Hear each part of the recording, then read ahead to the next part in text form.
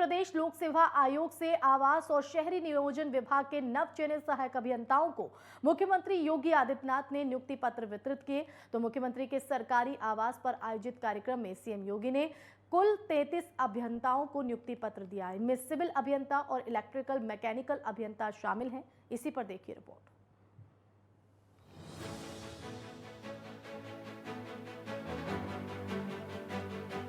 लखनऊ में सीएम योगी आदित्यनाथ ने उत्तर प्रदेश लोक सेवा आयोग की परीक्षा में सफलतापूर्वक स्थान प्राप्त करने और आवास विभाग में चयनित होने पर सभी नव चयनित इंजीनियरों को बधाई दी। सीएम योगी ने कहा कि पारदर्शी तरीके से नव चयनित 46 अभियंताओं में से यहां पर 33 अभियंताओं को नियुक्ति पत्र दिया जा रहा है। इन पदों पर विज्ञापन से लेकर नियुक्ति की प्रक्रिया तक किसी भी अभ्यर्थी को किसी भी स्तर पर सिफारिश की आवश्यकता महसूस नहीं होगी। मुख्यमंत्री योगी आदित्यनाथ ने कहा कि 4.5 सालों के दौरान उत्तर प्रदेश के कई सरकारी विभागों में करीब 4.5 लाख नौजवान नियुक्ति प्राप्त कर चुके हैं। इन नियुक्तियों में एक पर भी कोई उंगली नहीं उठा सकता है। सरकार ने पूरी ईमानदारी और पारदर्शी तरीके से इन नियुक्ति प्रक्रियाओं को अपनाया है।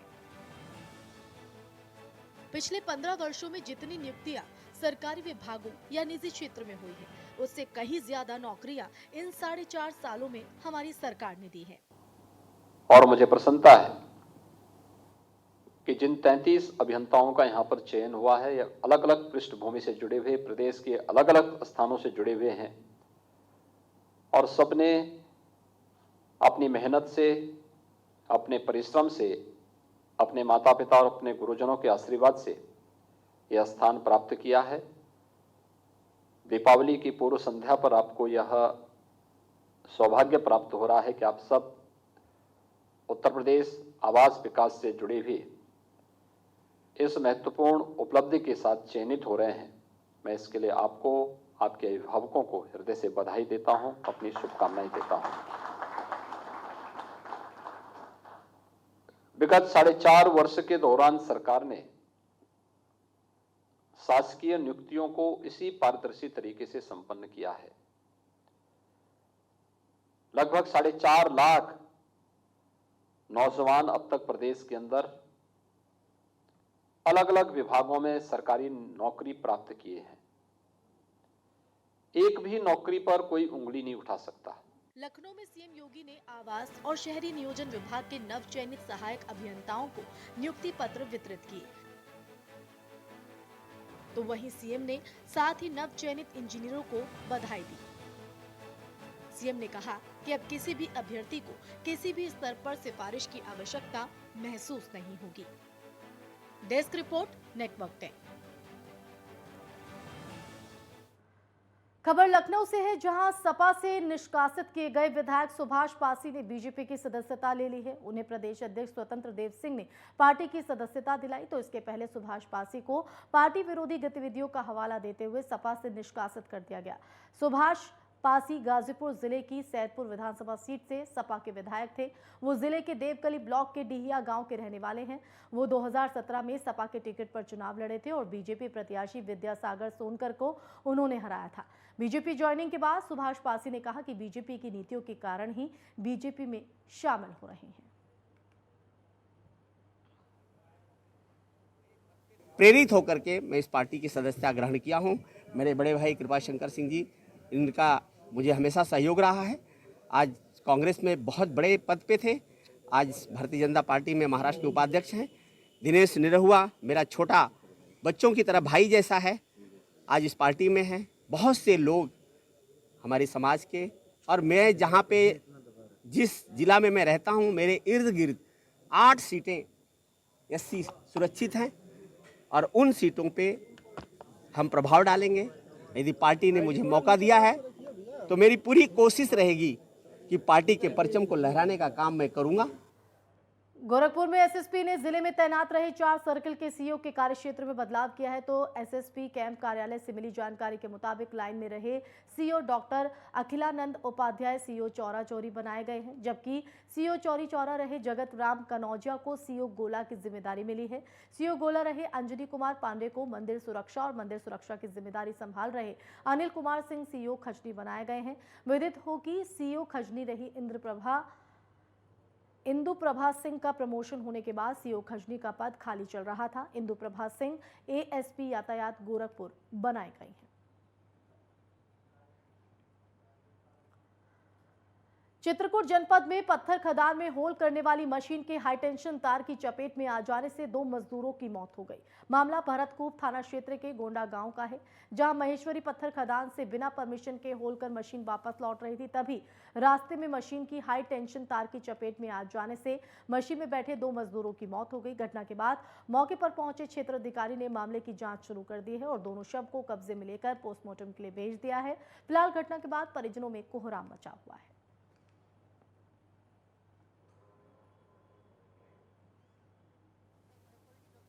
ये भरतकूप थाना अंतर्गत गोंडा गांव के पास यहाँ जहाँ खदान है, यहाँ से एक ट्रैक्टर अपनी मशीन लेके जा रहा था, जिस जो मशीन होल करती थी।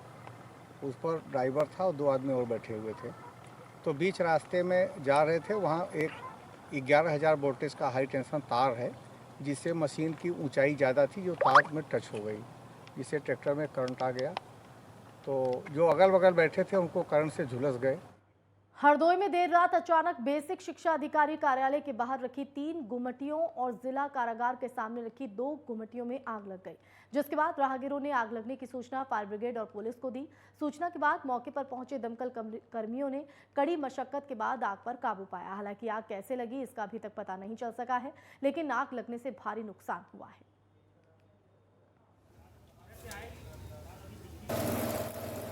कंट्रोल रूम में सूचना मिली कि एक आग बीएसए ऑफिस के पास लगी हुई है, जिसमें खोखे जल रहे हैं।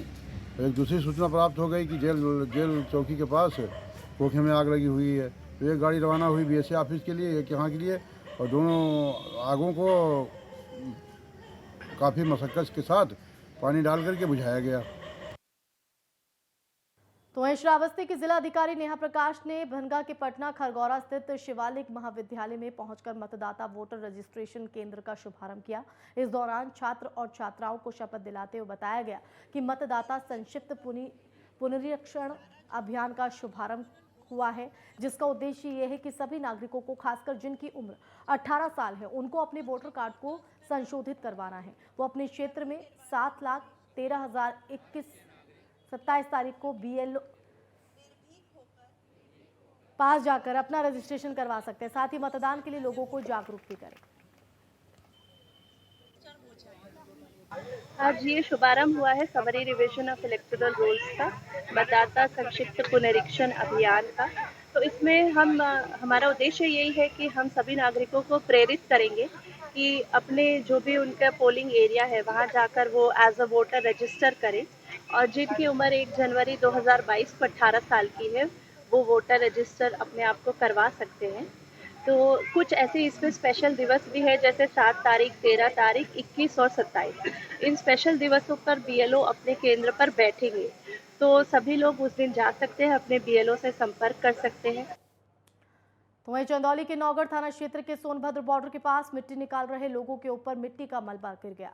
मलबा गिरने से वहां 4 लोग दब गए, जिसके बाद मौके पर मौजूद ग्रामीणों ने राहत बचाव कार्य शुरू कर दिया। बता दें कि मलबे में दबे 2 लोगों की मौके पर ही मौत हो गई। वहीं सूचना पर पहुंची पुलिस ने शव को कब्जे में लेकर पोस्टमार्टम के लिए भेज दिया। 2 लोगों को निकालने के लिए प्रयास में जुट गई। गाजीपुर के मोहम्मदाबाद कोतवाली क्षेत्र के गाजीपुर भरौली मार्ग स्थित अहरोली चट्टी पर सुबह तेज रफ्तार ट्रक अनियंत्रित होकर एक चाय की दुकान में जा घुसा, जहां पर चाय पी रहे तकरीबन 15 से ज्यादा लोगों को उसने रौंद दिया, जिसमें 6 लोगों की मौत हो गई, 6 गंभीर रूप से घायल बताए जा रहे। घटना की सूचना मिलते ही मौके पर लोगों की भीड़ इकट्ठा हो गई। आनन फानन में लोगों ने ट्रक के नीचे दबे लोगों को निकालना शुरू किया, जिसमें मौके पर 4 लोगों की मौत हो चुकी थी, जबकि अन्य घायलों को नजदीकी CHC मोहम्मदाबाद लाया गया, जहां पर 2 की हालत गंभीर देखते हुए जिला अस्पताल के लिए रेफर किया गया। जिला अस्पताल में लाते वक्त दोनों घायलों की भी मौत हो गई, जिसके बाद आक्रोशित ग्रामीणों ने गाजीपुर भरौली मार्ग को जाम कर दिया। तो वहीं सूचना मिलते ही मौके पर खुद डीएमएसपी भी पहुंचे। हमको फ़ोन आया कि इनका एक्सीडेंट हो गया है, ट्रक वाला चढ़ा दिया इनके ऊपर। ये लोग जो है कि एक चाय की दुकान थी घर के बगल में ही, वहीं चाय पी रहे थे 10 लोग, और ये जो ट्रक वाला है जो 6 बजे के आसपास में इनको पर चढ़ा दिया। मौके पे तो हम पहुँचे वहाँ तो 3 के मौके पे ही हो गई थी, एक वहाँ सदर हॉस्पिटल मोहम्मदाबाद में हो गई। इनको हम लोग लेके आए यहाँ पे तो इनकी मृत घोषित कर दिए डॉक्टर। देखिए, थोड़ी देर पहले प्रातःकाल में यहाँ हरौली नामक स्थान जहाँ हम लोग खड़े हैं, यहाँ एक दुर्घटना हुई। दुर्घटना बहुत दुखद है और एक ट्रक से रौदे जाने की वजह से 4 तो ऑन द स्पॉट डेथ हो गई है और बाकी लोग हॉस्पिटल गए थे। वहाँ से भी सूचना मिली है कि 2 की संभवतः डेथ हो गई है। हम लोग अभी कंफर्म करा रहे हैं और हम लोगों ने परिजनों से भी बात की है। यहाँ स्थानीय लोग भी हैं, प्रधान जी लोग भी हैं, सारे लोगों से बातचीत किए हैं। सड़क जो NHAI ने बनाया है उस सड़कों में भी कहीं कहीं उन्होंने कनेक्टिविटी छोड़ रखी है। बीच में सड़कों की गुणवत्ता भी प्रथम दृष्टया मुझे अच्छी नहीं लग रही है, ठीक नहीं लग रही है, गड्ढे भी हैं। NHAI वालों को मैं तलब कर रहा हूँ, इसको तो मैं सड़क को ठीक कराऊंगा ही। वहीं ऋतु परिवर्तन को ध्यान में रखते हुए उत्तर प्रदेश पुलिस के सभी अधिकारियों और कर्मचारियों को निर्देश दिए गए कि अधिकारियों को दिनांक 5 नवंबर से अग्रिम आदेश दिन और रात के समय शीतकालीन वर्दी धारण करने के आदेश जारी किए गए हैं।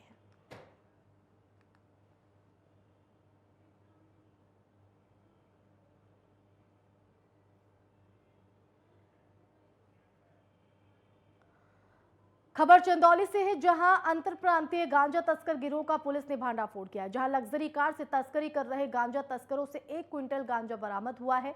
तस्करी में लिप्त 3 गांजा तस्करों को पुलिस ने दबोचा। तो वहीं गांजा तस्करों में 2 बिहार, 1 मिर्जापुर के निवासी बताए जा रहे हैं। शातिर तस्कर काफी दिनों से धंधे में लिप्त थे। अलीनगर पुलिस को सिंधी ताली NH2 से सफलता मिली है।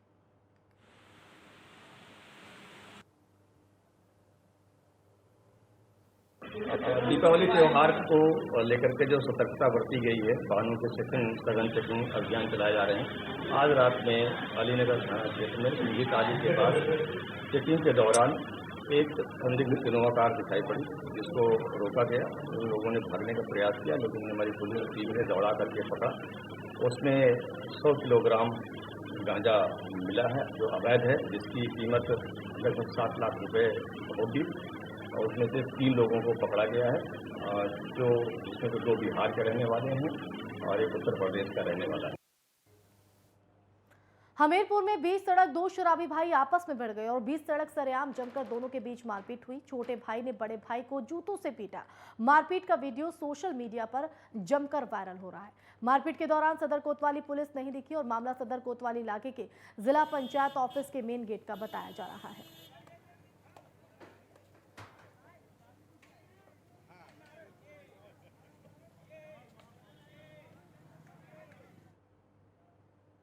वहीं कोरोना महामारी और बढ़ती महंगाई के बीच बाजार में मंदी का असर देखने को मिल रहा है। एक तरफ जहां धनतेरस और दीपावली की खुशियां मनाने के लिए लोग आतुर हैं, तो वहीं महंगाई हाथ से निवाला छीन रही है। कुछ ऐसा ही देखने को मिल रहा है बांदा की महेश्वरी बाजार में। बता दें कि आज धनतेरस के मौके पर जहां लाखों लोग खरीदने के लिए बाजार आते हैं, तो वहीं इस बार बाजार में मंदी का असर देखने को मिल रहा है। एक तरफ जहां कोरोना वायरस के चलते व्यापार चौपट हो गए, तो वहीं महंगाई ने हाथ से निवाला छीनना भी शुरू कर दिया। कोरोना काल के बाद जिस तरह से एक बार फिर दीपावली त्यौहार के मद्देनज़र दुकानें सजने लगी हैं, वहीं महंगाई का असर भी बाजार में देखने को मिल रहा है। आइए हमारे साथ एक दुकानदार हैं, उनसे बात करते हैं कि किस तरह से कोरोना काल के बाद आज धनतेरस की तैयारियां शुरू कर रहे हैं। भैया क्या नाम है आपका? राकेश स्टोर से। राकेश जी, क्या स्थिति है बाजार की? मार्केट कोरोना के कारण थोड़ी अभी उस हिसाब से भीड़ चल रही है। अब देखिए आज वो है, कल से हो सकता है धनतेरस से मार्केट बढ़ने की संभावनाएं हैं। बाजार में कोरोना की दिक्कत है या फिर महंगाई की दिक्कत? देखिए कोरोना काल के कारण आदमी इतना टूट चुका है कि हर चीज़ की महंगाई दिन पे दिन बढ़ती जा रही है। तो कोई भी चीज़ जब वो रेट बढ़ेगी तो फिर पब्लिक के ऊपर वो प्रेशर पड़ेगा। अभी किस तरह से तैयारियां शुरू हैं? अब देखिए तैयारियां फुल हिसाब से चल रही हैं, इसी स्पीड से, लेकिन थोड़ा ये है कि टाइम को देखते हुए अभी स्लो चल रहा है। तो देखिए जिस तरह से बताया इन्होंने कि एक तरफ जहां कोरोना महामारी का प्रकोप है वहीं महंगाई का भी असर देखने को मिल रहा है। बांदा से नेटवर्क 10 के लिए राम जी। तो वहीं यूपी के अमेठी में बीजेपी की सदस्यता अभियान का जोरदार आगाज हुआ है। अभियान की कमान खुद बीजेपी जिला अध्यक्ष दुर्गेश त्रिपाठी ने संभाली है। जिला अध्यक्ष ने जिले के अलग अलग जगहों पर बीजेपी सदस्यता कैंप में फीता काटकर शुभारंभ किया और सदस्यता फॉर्म में सदस्यों का विवरण भी भरा है। बीजेपी जिला अध्यक्ष दुर्गेश त्रिपाठी ने कहा है कि बीजेपी ही एकमात्र ऐसी पार्टी है जो सर्वोन्मुखी विकास का वादा भी करती है और उन वादों को पूरा भी करती है।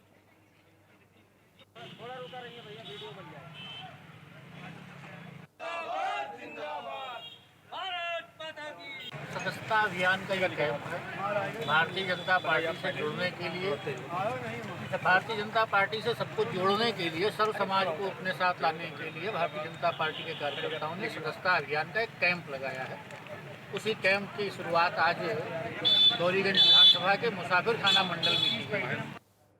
तो वहीं केरल, महाराष्ट्र और तमिलनाडु में तेजी से बढ़ रहे कोरोना के मामलों के बीच उत्तर प्रदेश में स्थिति पूरी तरह नियंत्रण में है। ताजा स्थिति के मुताबिक 41 जिलों में कोविड मरीज नहीं हैं तो 17 जिलों में एक मरीज ही शेष है।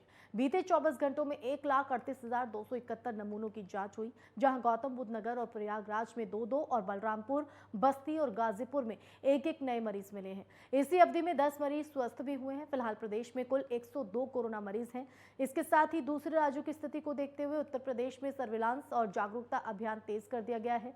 उच्च स्तरीय टीम 9 के साथ समीक्षा करते हुए सीएम ने कहा कि उत्तर प्रदेश में अग्रेसिव ट्रेसिंग, टेस्टिंग और त्वरित ट्रीटमेंट के साथ साथ तेज टीकाकरण की नीति के अच्छे परिणाम मिले हैं।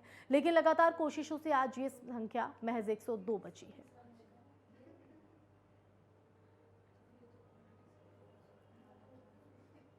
बाबा भोले की नगरी के रूप में विख्यात काशी दुनिया का सबसे पुराना एकमात्र ऐसा शहर है जिसका 3500 वर्ष पुराना लिखित इतिहास मौजूद है। यहाँ गंगा के पश्चिमी घाट पर भगवान शिव के 12 ज्योतिर्लिंग में से एक विश्वेश्वर लिंग पर काशी विश्वनाथ का मंदिर है और इसी मंदिर के निकट दक्षिण स्थित दिशा में मां अन्नपूर्णा देवी का मंदिर है, जो भक्तों को अन्न धन प्रदान करने वाली मां अन्नपूर्णा का दिव्य धाम है। दीपावली से पहले पड़ने वाले धनतेरस के दिन मां का अनमोल खजाना खोला जाता है और श्रद्धालुओं में इसको साल में सिर्फ एक दिन धनतेरस के दिन बांटा जाता है, जिसके पीछे मान्यता है कि इस खजाने के पैसे को अगर अपने घर में रखा जाए तो कभी धन, सुख और समृद्धि में कमी नहीं। हम तल पे आज स्वर्ण मई का दर्शन हो रहा है। धनतेरस, दिवाली और अन्नकूट 4 दिन ये मंदिर खोला जाता है। ऐसी प्राचीन काल की मान्यता है। यहाँ पर माता का खजाने का पैसा मिलता है। जो लोग घर में लोग ले जाते हैं तो बरकत होती है, लावा लेके जाते हैं तो भंडार में रखते हैं तो निश्चित है कि अन्न की कमी नहीं होती। माता उनके ऊपर हमेशा कृपा बनी रहती। तो वहीं गोरखपुर में सीकरीगंज चौराहे पर धनतेरस की तैयारी में व्यापारी वर्ग तो अपनी दुकान सजाए हुए हैं, लेकिन कहीं ना कहीं महंगाई व्यापारियों की कमर तोड़ रही है, जिसमें ज्यादातर लोग बर्तन और चांदी के सिक्के ले रहे हैं। तो वहीं उन लोगों का ये कहना है कि महंगाई के चलते हम लोग अच्छे से खरीदारी नहीं कर पा रहे। वहीं नेटवर्क 10 के संवाददाता ने दुकानदारों और ग्राहकों से खास बातचीत की। क्या कुछ उन्होंने कहा, सुनिए। देखिए, मैं सीकरीगंज चौराहे पे अभी भी मौजूद हूँ। यहाँ पे देखिए धनतेरस का पर्व है, एक हिंदू का बहुत विशेष पर्व होता है। यहाँ पे लोग बर्तन बहुत ज़रूरी है खरीदना। आइए मैं देखता हूँ कि क्या बर्तन की दुकानें हैं, कितनी महिलाएं क्या खरीद रही हैं पहले से अपेक्षा, क्या इनको इजाफा हो रहा है या नहीं। यहाँ पे देखिए कुछ महिलाएं हैं। ये बताइए, आपने धनतेरस का पर्व है, क्या आज क्या लिए हैं? भगोना लिए, थाली लिए। क्या लिए हैं? भगोना लिए, थाली लिए, दीपदान लिए, डोलू लिए हैं। पिछले साल की अपेक्षा इस साल क्या धन में जो ले रहे हैं, बर्तन ले रहे हैं, क्या उसमें कुछ महंगाई आई है या कुछ कमी आई है? नहीं, महंगाई तो वही है।